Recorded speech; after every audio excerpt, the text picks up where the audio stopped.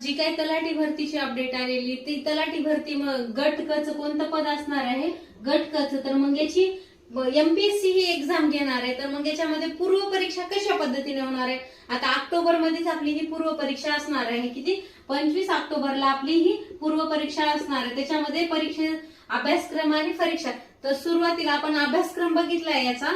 तर पूर्व परीक्षा कशी असते? 100 प्रश्न असणार आणि याला 100 गुण, म्हणजे एका मार्कला एक प्रश्न. तर कसं असणार आहे? इंग्रजी आणि मराठी दोन्ही असणार. म्हणजे आपल्याला सुरुवातीला मराठीत प्रश्न देणार वरी आणि त्याच्याच खाली इंग्लिश मध्ये ट्रान्सलेशन. म्हणजे आपल्याला मराठीत प्रश्न नाही समजला तर आपल्याला इंग्लिश मध्ये तो प्रश्न, म्हणजे ज्यांच्या गुणवत्तेनुसार ज्यांचं एज्युकेशन मराठी मीडियम मध्ये झालेलं त्यांना मराठी मधला प्रश्न समजेल, ज्यांचं इंग्लिश मध्ये झालेले त्यांना इंग्लिशचा प्रश्न समजेल. अशा पद्धतीने ही पूर्व परीक्षा असणार आहे. याच्यामध्ये 1/4 ची